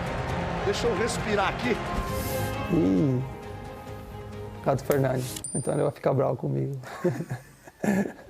Eu quase desmaiei. É um troço louco, gente. E o rei da mesa é Gato Fernandes. O gatito não ia arrumar um problema em casa, né? Tá certo ele. Muito bom. Série B, quem tá no sufoco é o Vasco. Tá em quarto com 49 pontos, mas aí viu o Ituano, venceu o CRB e se aproximar 47, tá coladinho. Ainda tem o Londrina, o Sport, o Criciúma, o Sampaio Corrêa, também ali na briga por uma vaga na Série A do ano que vem. E a parte lá do topo da tabela, Lucas? O torcedor do Cruzeiro, Karine. Tá feliz demais, O torcedor do Cruzeiro o quê? Tá feliz demais e agora tá feliz e com taça. Antes da hora, viu? Pois é, com as derrotas de Bahia e Grêmio, o título veio 6 rodadas antes do fim do campeonato. É recorde, o campeão mais antecipado da história da Série B. E o torcedor comemora mesmo sem o time entrar em campo.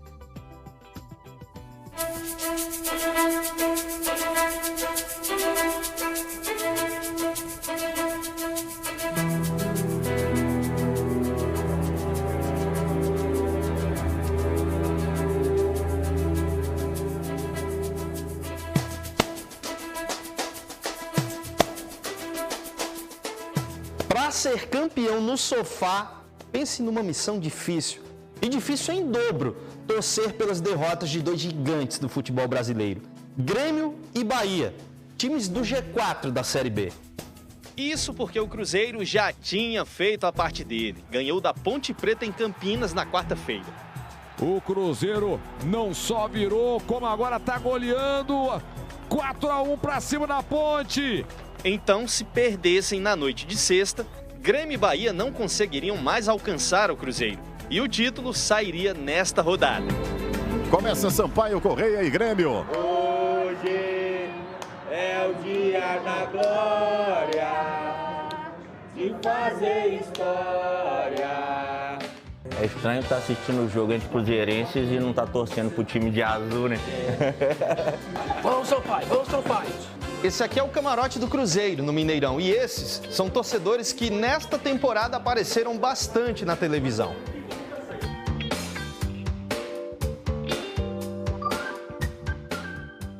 Como é para vocês poder dizer para todo mundo que assistiram o título no Mineirão? Nossa. Pois é. Muito mal acostumado. Isso é um sonho. Bem melhor. Vai!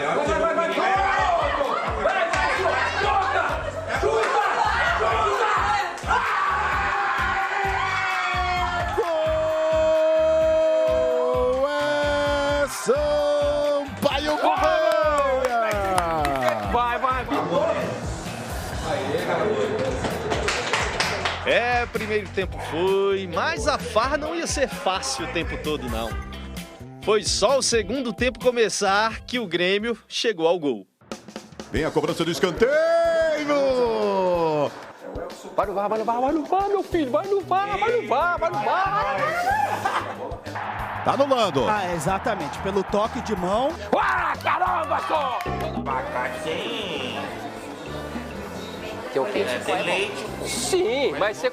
Não, você corta a gordura do abacate. Sabe disso não? Poveda!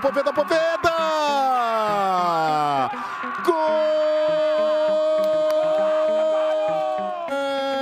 Sampaio Corrêa! Gente, misericórdia, o Maia quebrou o beijo. Quebrou? Nossa, só isso aqui. Que isso, comemorou com muito afinco mesmo. Eu acho que o jogo mais difícil é esse aí. A movimentação do Elkson, a bola na trave, entrou! Final de jogo no Castelão. 50% concluído, tá? Do título, 50%. O primeiro tempo da noite cruzeirense estava resolvido.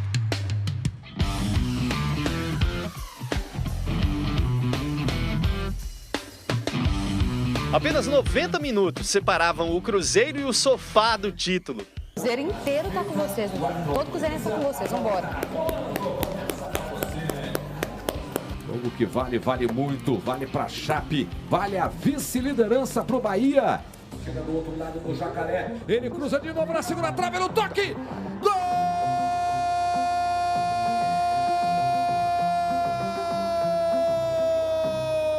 Do Bahia! 45 minutos. Cruzeiro venceu a Ponte Preta, Sampaio Corrêa venceu o Grêmio, mas o título para coroar o ano cruzeirense ainda dependia de uma virada da Chapecoense no segundo tempo. Bahia tá colocando a areia na minha farofa. Será o campeão antecipado. Cruzamento para a área, a bola vai passando ali, o chute! Gol!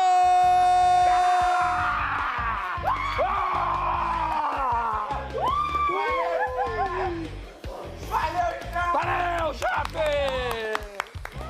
Vem para cobrar. A Chape quer a virada. E nós também queremos, vambora. Vamos, Chape, vamos, Chape. Também eu. Ação no CSA. A bola vem fechadinha.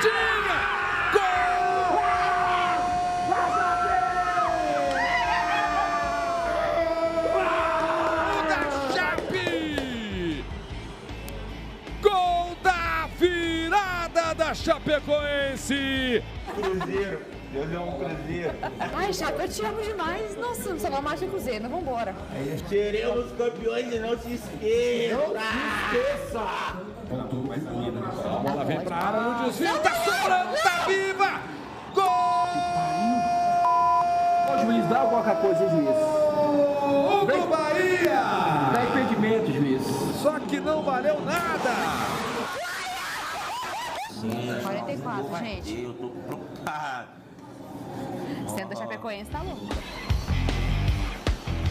Mailton cortou, perna esquerda. Gol!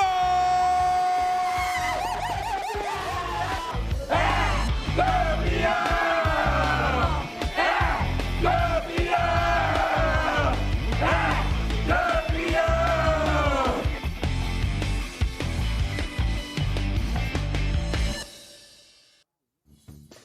Parabéns, Cruzeiro, campanha fenomenal. E olha só, se o G4 tem uma porta, o Vasco tá ali segurando, tá todo mundo batendo. E tem cada vez mais gente, tá? Ituano e Criciúma, por exemplo, venceram ontem. Chegaram 47, 46 pontos. Você tá vendo a vitória do Criciúma sobre o Brusque. O chutão do goleiro Gustavo deixou o Igor livre para fazer 1-0 pro Criciúma. Aí o Cristóvão cruzou, o Lohan escorou e o Marcelo Hermes aumentou 2-0. O Criciúma é o 8º colocado, a 3 pontos do Vasco. Vocês viram na tabela, tá lá em 4º, fechando a área do G4. Agora, logo depois do replay do Marcelo Hermes, a vitória do Ituano sobre o CRB. Vem no contra-ataque e o Vinícius Paiva cruzou pro chute do Brenner. A bola ainda foi desviada ali pela zaga. Entrou o Ituano, tá em 5º lugar, 2 pontinhos atrás do Vasco. E algo me diz que essa reta final de Série B vai ser quente, especialmente na luta lá em cima. Abre o olho, Vasco!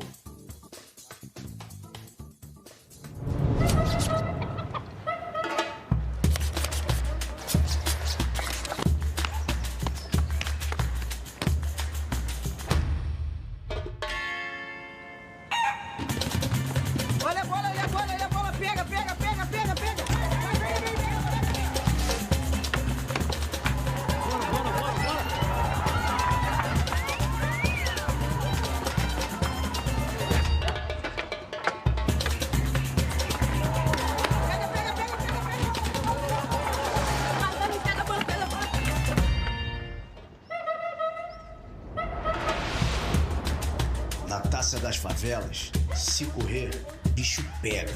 Se ficar, o bicho come.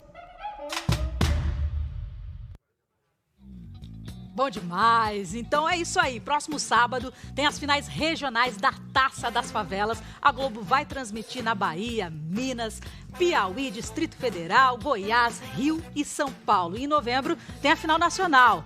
Aí para o país inteiro, né? Tem que ficar ligado. É só ficar ligado. E daqui a pouco tem resenha no EE. Reunimos um grupo de pentacampeões. Tem muita história para contar. É o nosso quadro Eu Também Sou, com bastidores da nossa última conquista em Copas do Mundo.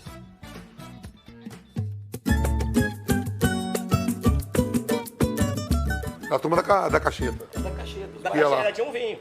Aí tinha um vinhozinho. Ronaldinho, número 9! E o Vampeta tá dando um estralo assim, né? Bora, gente, vamos pra foto.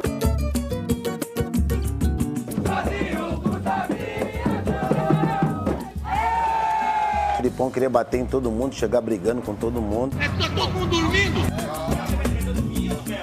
Andando por São Paulo, assim numa esquina, pode ter o privilégio de ouvir os melhores causos de quem esteve lá e viu essa Copa como ninguém. Luizão, esse aí é até bom, ele é bom em tudo, até pra beber ele é bom. Acabou! É penta! Quem que fica no banco não marca ninguém, só fica olhando, esse companheiro, você guarda tudo, né?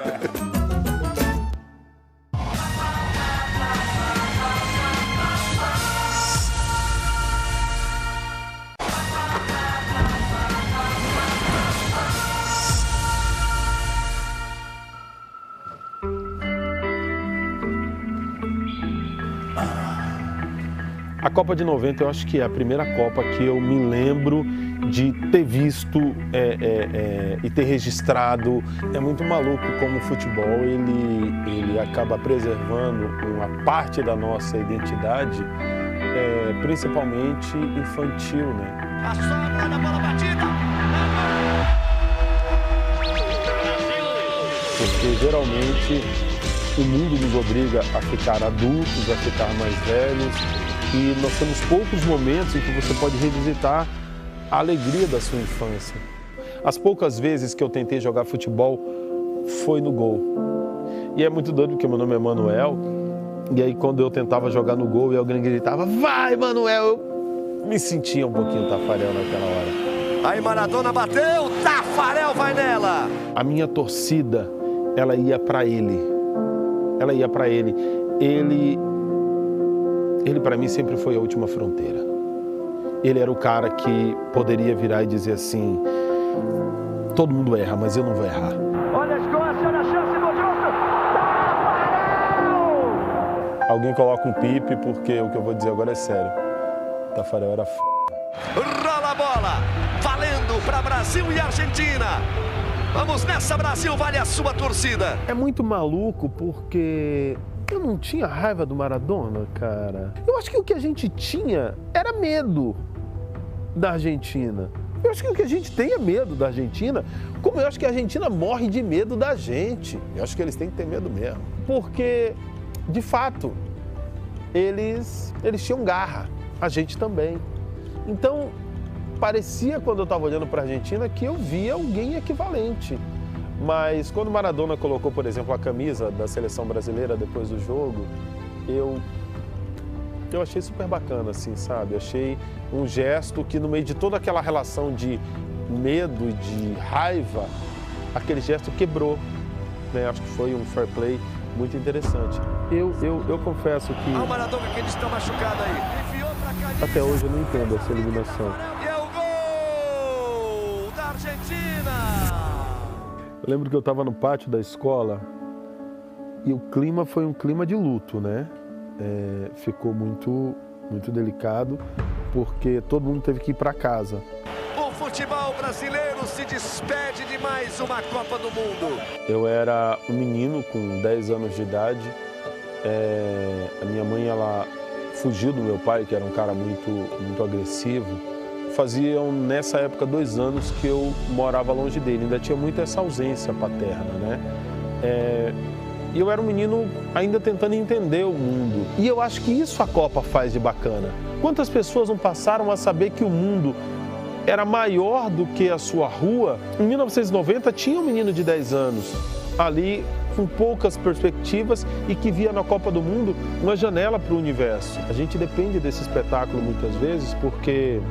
Pode parecer loucura, mas às vezes esse espetáculo é a única coisa que a gente tem. Eu sou Manuel Soares e essa é a Copa que eu vi. Ah, Manuel chorou. Emocionou. Mas fica tranquilo que semana que vem é alegria, semana que vem é 94. E olha só, a seleção de 2002 fez o Brasil trocar o dia pela noite lá na Copa da Coreia e do Japão. Esse ano, aqui no EE, a gente já mostrou uma série especial sobre a conquista do Penta, você pode rever lá no Globoplay. Mas sempre fica alguns detalhes. Então a gente fez o seguinte, juntamos algumas feras da resenha, eles capricham mesmo, para descobrir um pouco mais dos bastidores do título. Começa agora o episódio Eu Também Sou Penta.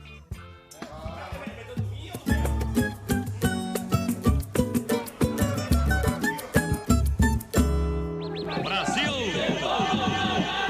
Leva aí, Denilson!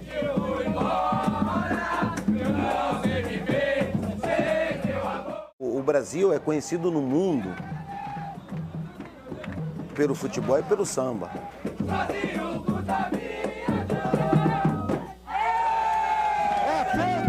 Júnior partiu. Edmilson lança pra ele. Olha a chance do Kiko, gol lá vem ele, bateu direto. Gol! Mas aquele jogo eu joguei pra caramba. Eu mereci pra Copa mesmo, que eu joguei essa vitória toda. É pentacampeão mundial no futebol brasileiro. Eu sou o velho Vamp e também sou penta.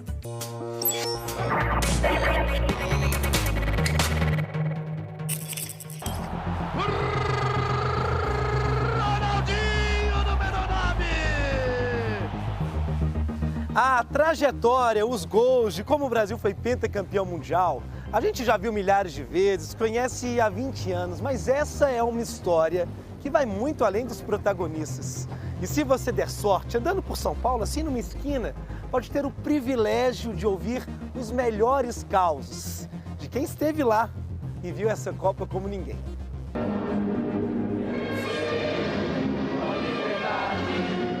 Quem fica no banco não marca ninguém, só fica olhando, os companheiros, você guarda tudo, né?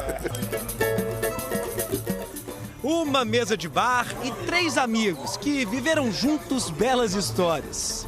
E pronto, não precisa de mais nada. Afinal, se conversa de boteco não é ainda patrimônio nacional, essa, meu amigo, deveria ser. Padrão alto nível, 5 estrelas, só pra quem é penta. Júnior, eu, Luizão, Juninho Paulista, Ronaldo, da turma da Cacheta. Da Cacheta, tinha um vinho. Aí tinha um vinhozinho. Você lembra do lanche? O Ronaldo vai pegar o lanche é no corredor do hotel, né? No andar nosso. O Ronaldo sai e deixa a porta aberta. Tá jogando baralho, entra o Filipão. Tá todo mundo dormindo? Podia ser suco de uva, né? Todo mundo. Filipão olhou, mas também não podia cortar 8 e mandar embora naquela altura da Copa. Cá entre nós, tem jeito de falar sobre o Penta sem ouvir o Vampeta? No momento da fotografia, todos os jogadores do Brasil foram ali pra foto oficial, antes do jogo. Ele estava indo, né, ali pro banco de reserva e o Vampeta deu um estralo assim, né? Bora, gente, vamos pra foto. Ficar só os caras pra porque história, se for campeão, só vai ficar na foto da história os 11, né? A gente vai ser esquecido. E aí foram todo mundo.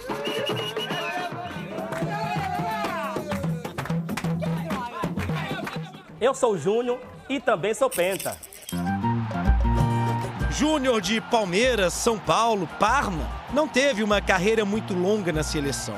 Esteve em 2002, participou só de uma partida contra a Costa Rica, ainda na primeira fase. Mas aí... Os 4 gols, né? Foi 4 gols, participação, 1 gol e 3 passes, né? Uma atuação primorosa. Foi eleito melhor em campo. Depois disso tudo, dava até pra sonhar, né? Saímos pra jantar e ele falou, e aí, será que no próximo jogo eu ou Roberto Carlos? Olha a chance do Kiko, gol lá vem ele, bateu direto. Eu pensei, né? Eu falei. Brasil!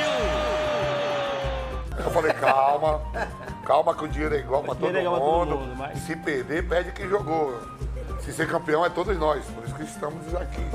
Luizão recuperou, olha a chance, foi puxado. Eu sou o Luizão e também sou Penta. Naquela Copa, 21 jogadores entraram em campo. Só os goleiros reservas não tiveram chance. Mas a importância de quem não era titular aparecia também fora do campo. Estreia contra os turcos. O Brasil perdia de 1-0. No intervalo, a tática do pessoal do banco era segurar o professor. O Filipão queria bater em todo mundo, chegar brigando com todo mundo e a gente foi e controlou o Filipão. 12 passes errados, 5 minutos. Eu falei, ó, não dá dura, dá moral que a gente vai virar. Ele ficou olhando assim, dá moral que a gente vai virar o jogo.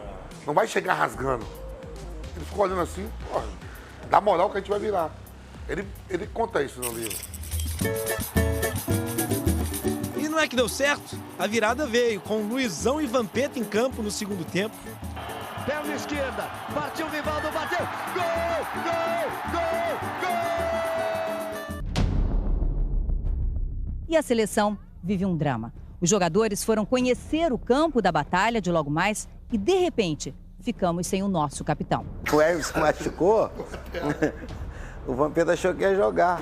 O Emerson, quando machuca e o Runco dá a notícia que o Emerson está cortado, o Filipão me chama. A primeira pessoa que ele me chama com o motor e pergunta como é o Ricardinho. Foi uma surpresa, né? Mas uma boa surpresa. O Vampeta sempre me sacaneia aqui, falando que eu queria jogar no lugar do Ronaldo, o Júnior no lugar do Roberto Carlos, né? Só que ele ficou no banco. Mais que nós, né, Júnior? Eu joguei na estreia. Aí o Vampeta entrando. Era a família Scolari. Mas como toda família, também tinha seus momentos de tensão. Caso de Luizão, que achou que poderia ter entrado na partida contra a Inglaterra. Acabava o jogo, a gente sempre tomava cerveja. Aí acabava o jogo, o Filipão dava a primeira cerveja pra mim. Sentar lá do Rivaldo, ele vai te dar a cerveja, não olha pra ele não. Aí o Rivaldo deu, aí eu baixei a cabeça. Pô, o Filipão ficou bravo pra caramba, né, cara? No dia seguinte, pela manhã, treino, o Filipão fala, ó, tô feliz, a gente passou, temos mais uma etapa pra frente. Eu só tô triste aqui porque tem um atleta que não tá feliz e eu banquei a convocação dele, ele se lesionou, eu apostei nele, tá aqui, eu tô vendo que ele não tá feliz, Luizão. Aí você fez assim. Aí eu fiz assim, ó. Ele apelou comigo na banheira, tudo, e... Só que depois eu fui no quarto dele e falei, pô, professor, o senhor não colocou nenhum pra aquecer. Aí ele falou assim, eu fiz isso, meu filho, aí que a gente começou a chorar abraçado junto, mãe. É porque a gente quer jogar, é grupo de vencedor. Lá veio o Cleverson, Rivaldo saiu pro Ronaldinho, pé direito, bateu! Gol! Brasil! Um grupo vencedor e que conseguiu repetir a seleção do Tri ao vencer todos os jogos de uma Copa do Mundo. Só que em 2002 foi ainda melhor, teve uma vitória a mais, 7. Acabou! É penta! São histórias que atravessam o penta e despertam outras lembranças, como as pré-eleções do palmeirense Filipão, antes dos clássicos contra o Corinthians. O Filipão falava da gente, do Corinthians, não deixa o Vampeta vir com a bola, que ele carrega, ele vai, se ninguém marcar ele vai até o gol. Ia falando de um por um, né? O Marcelinho não faz falta, não sei o quê, que vai fazer, o Edilson marca ele, que é chato. E o Luizão? O Luizão, esse aí é até bom, ele é bom em tudo, até pra beber ele é bom, marca ele. Vampeta, Dida, Júnior, embrulhado na bandeira brasileira, não quer saber de outra coisa. O dinheiro, os caras pagam pra ir pra Copa.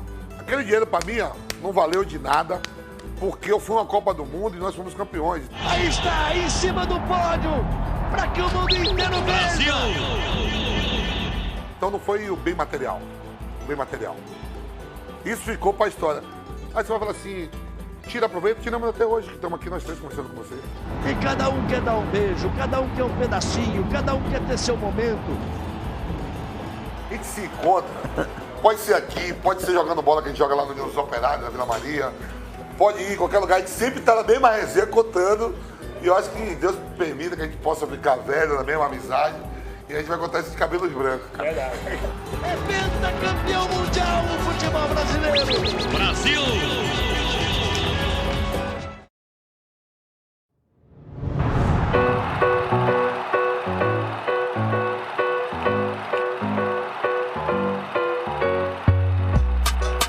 Eu aprendi demais com você, principalmente sobre futebol. Eu ouvi assim, ó. Esquece. Você fala melhor do que eu. O quê? Só não consigo te prometer o Mundial. Eu sou a Gabriele e sou corintiana. Eu sou o Diego e sou muito palmeirense. Muito palmeirense. Nós somos de Avaré e hoje eu vou contar pra vocês como a gente viralizou. A gente gente já se conhecia de vista, então, uma cidade pequena e tal, mas a gente começou a conversar mesmo e a se conhecer de verdade em março de 2018, quando eu fui a primeira vez lá na Arena Corinthians. E durante o intervalo do jogo, o Corinthians apresentou um programa que eles estavam fazendo para casais corintianos e falei que eu gostaria, né, de conhecer alguém para casar comigo na arena. E aí o Diego me respondeu pelo Messenger falando: eu caso, mas só se for no Allianz. E aí a gente começou a conversar, se conhecer, passou dias e dias conversando.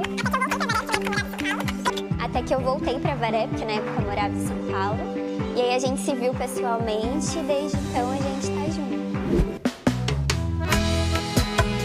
Eu fiz os votos de casamento e como eu sei, né, que o Diego gosta muito do Palmeiras.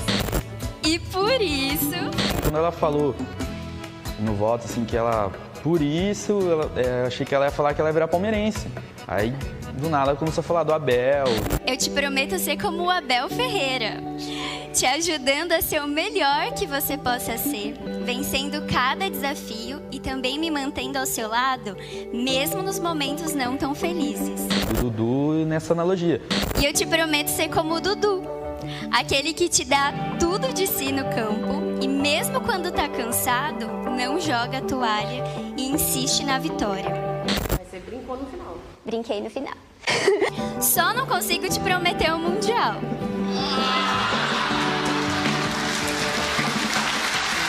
Mas se você quiser, eu divido o meu com você. Ai não, né? Perde o noivo, mas não perde a piada. A hora que eu fui pensar em chorar, ela falou do Mundial. Daí eu já...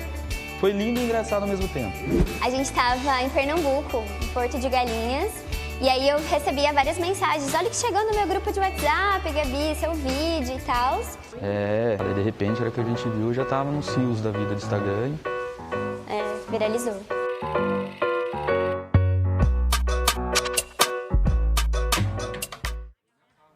Adorei, que casal lindo. Vai ter muita gente copiando esses votos aí, hein? Vai ter muita gente copiando essa ideia. Olha só, no próximo bloco a gente volta pro clima de Copa do Mundo. Ronaldo Fenômeno, Tafarel, Galvão Bueno, todo mundo relembrando um momento marcante do velho Lobo Zagallo. É marcante e é emocionante. Disputa de pênaltis contra a Holanda na Copa de 98. Já, já. Poucas coisas me emocionaram tanto quanto a força do Zagallo antes daquela decisão nos pênaltis com a Holanda. Foi a maior preleção que eu vi um técnico fazer. Eu nunca vi nada com tanta força, com tanta vontade, com tanta paixão. E aí aquela imagem assim que ele vem, me pega no meu rosto assim, cara, me dá uma chacoalhada assim tão grande assim, porra, tem que fazer alguma coisa. 1-1 no tempo regulamentar. Olha só a força que o Zagallo dá pro Tafarel. Bonita o papel do Zagallo agora. Eu lembro que eu fui o primeiro a bater o pênalti e do caminho para a marca do pênalti, eu pensando, decidindo como eu ia bater e tive 3 decisões naquele caminho. Isso tem que virar filme, foto, desenho, pintura, tudo mais para ficar para a posteridade. Esse presente, a gente sempre fica emocionado. Ele vai ficar muito feliz em receber.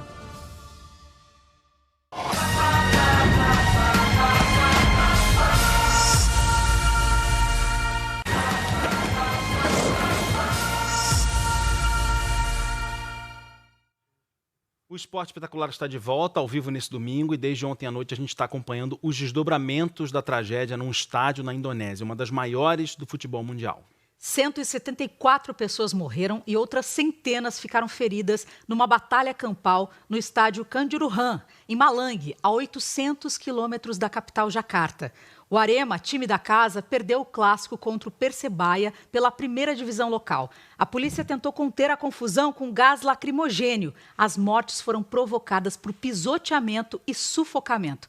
O presidente da Indonésia, Joko Widodo, lamentou a tragédia e pediu a suspensão do campeonato até que os procedimentos de segurança sejam revistos. O presidente da FIFA, Gianni Infantino, emitiu uma nota dizendo que o mundo do futebol está em choque com essa tragédia que vai além da compreensão. Todos os nossos pensamentos e orações estão com as vítimas, os que foram feridos e com todo o povo da Indonésia. Mais cedo aqui no Esporte Espetacular, inclusive, a gente mostrou o depoimento dos brasileiros que estavam em campo, 4 jogadores brasileiros que estavam em campo. Mais cedo também a gente mostrou, deu a notícia para vocês, uma notícia triste para o esporte brasileiro, a morte de Éder Joffre nessa madrugada. Aos 86 anos, o Éder Joffre foi o maior boxeador brasileiro de todos os tempos, tricampeão mundial, e estava internado desde março em São Paulo por causa de uma pneumonia. Todas as informações estão lá no nosso site, ge.globo, e tanto a reportagem sobre a morte do Éder Joffre, como a reportagem com os depoimentos dos brasileiros que estavam na Indonésia, está lá no Globoplay para você assistir.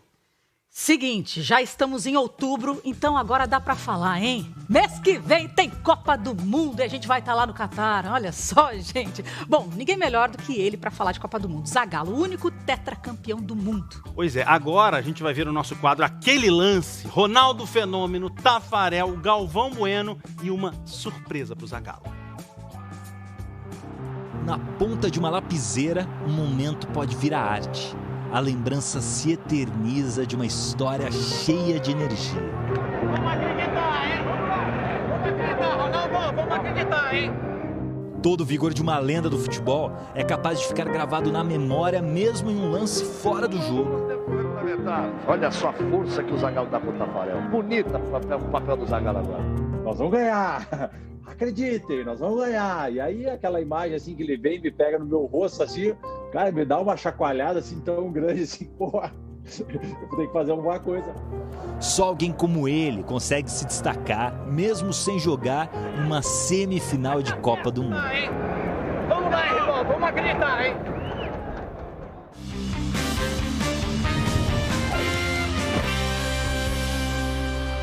O Brasil era um dos favoritos ao título de 98, atual campeão mundial e da Copa América, com um timaço. Tafarel, Aldair, Cafu, Roberto Carlos, Leonardo, Rivaldo e um fenômeno. O melhor jogador do planeta. Agora Ronaldinho, gol!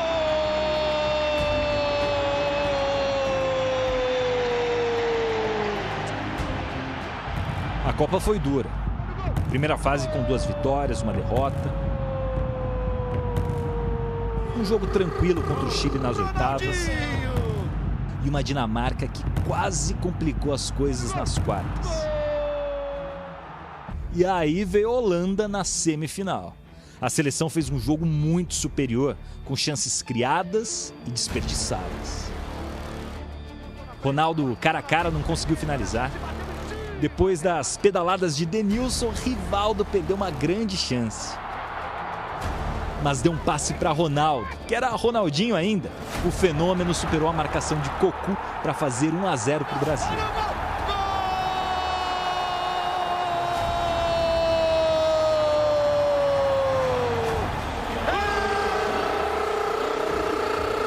Ronaldinho! Olha o cruzamento! Kluivert empatou para os holandeses. Na área brasileira, subiu no meio da defesa do Brasil. Aí Aldair vai terminar o jogo, Aldair arriscou, bateu, Van der Sar pegou. A ponto centro do campo ali, Mohamed Musaí. Ficou no 0-0 na prorrogação. E agora vamos para os pênaltis. Uma disputa de pênalti em semifinal de Copa, ninguém merece uma situação tão dramática. Eu nunca senti uma pressão tão grande na minha vida. Se o fenômeno sentiu, foi mais do que necessária a energia de uma lenda. Antes dos pênaltis, Zagallo foi protagonista. Transmitiu tudo que tem para que eles pudessem dar tudo que tinham. Poucas coisas me emocionaram tanto quanto a força do Zagallo antes daquela decisão nos pênaltis com a Holanda. Foi a maior preleção que eu vi um técnico fazer. Eu nunca vi nada com tanta força, com tanta vontade, com tanta paixão. Caminhou entre os jogadores, falou. Vai dar certo! Vamos ganhar isso! Hein? Mexeu com eles. Demonstrou sua fé. O velho lobo parecia farejar o cansaço de seus comandados. Lhes deu mais do que confiança. Se entregou por completo. Com Tafarel, aquele lance que ficou marcado. Um chacoalhão no goleiro brasileiro, quase profético. O Zagallo com toda aquela idade dele, tinha uma energia dentro, e depois não era só uma energia positiva, né? Porque quando ele falava com a gente, parecia que ele já sabia o resultado, ele falava com uma certeza. Vamos acreditar, hein? Vamos acreditar, Ronaldo, vamos acreditar, hein? Nós vamos ganhar! Acreditem, nós vamos ganhar. E aí aquela imagem assim que ele vem e me pega no meu rosto assim, cara, me dá uma chacoalhada assim tão grande assim, porra, tem que fazer alguma coisa. Se foi a vibração de Zagallo, não se sabe, mas o Brasil acertou todas as cobranças. Perfeito. Eu lembro que eu fui o primeiro a bater o pênalti e do caminho para a marca do pênalti, eu pensando, decidindo como eu ia bater, e tive 3 decisões naquele caminho, e cada vez que eu escolhi um lado, o Van der Sar olhava para o lado que eu tinha escolhido e eu falava, não é possível, esse cara está adivinhando até meu pensamento. E, ao mesmo tempo da pressão ser tão grande, aquilo me dava uma certa tranquilidade. E em saber que eu estava preparado para aquilo, que eu busquei aquilo, que eu trabalhei minha vida inteira para aquele momento. Vai para a cobrança Ronaldinho, partiu Ronaldinho, bateu, gol! É do Brasil, Ronaldinho! Bati forte, confiante no alto e deu certo, mas só para dizer que é uma pressão desproporcional. Nós vamos ganhar. Vamos lá que nós vamos ganhar esse time novamente. Vamos ganhar nos pênaltis. Falando para o Taffarel, olha, você já ganhou em 94, você vai novamente ganhar. E Taffarel brilhou com 2 defesas. Sai que é sua, Taffarel! Brasil na final de novo! Brasil de novo na final! Mas a imagem forte de Zagallo, com as mãos no rosto de Taffarel, firme, intenso, é uma daquelas que ficam para sempre, como uma boa história para contar, como uma boa história em quadrinhos. Quem nunca se divertiu com as aventuras do Cebolinha? Ou deu boas gargalhadas com a falta de banho do Cascão?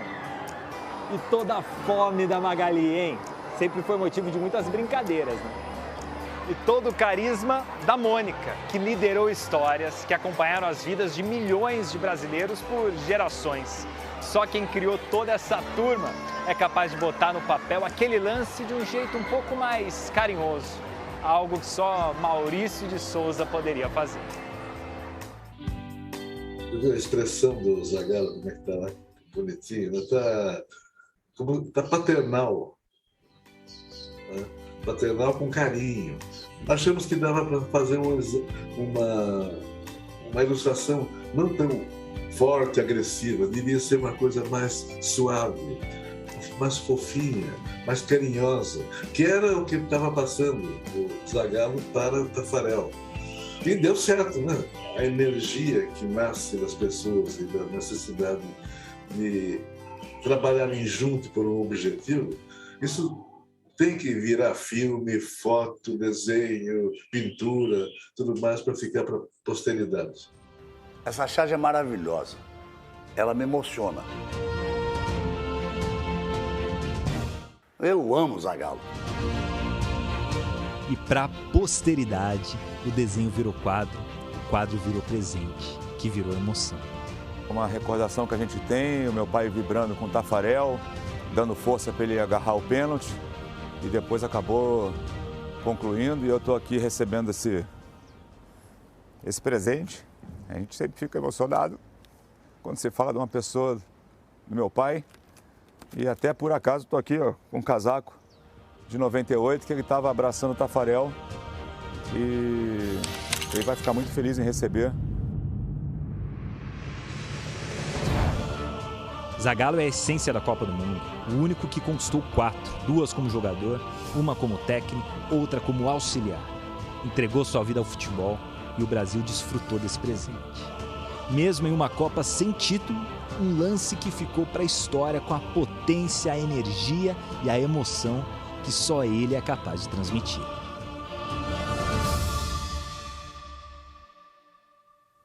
sempre muito emocionante falar do Zagallo. E esse desenho ficou lindo. Aquele acho que foi o melhor jogo da Copa do Mundo de 98. Com certeza, emocionou todo mundo. Jogaço, o Galvão narrou tudo naquele jogo, entregou tudo. E ficou lindo porque a imagem do Maurício de Souza, ela é quase infantil, ela é quase lúdica, né? Num momento tão dramático do Zagallo com o Taffarel. Já tá subindo as letrinhas, já acabou o Esporte Espetacular. Acabou, mas você pode rever ainda no Globoplay também, né? Todas as nossas reportagens estão lá, vem aí a temperatura máxima com o filme Depois daquela Montanha. E é dia de eleição, ao longo de toda a programação da Globo, as informações sobre as eleições. Bom voto, bom domingo e até semana que vem. Beijo, gente!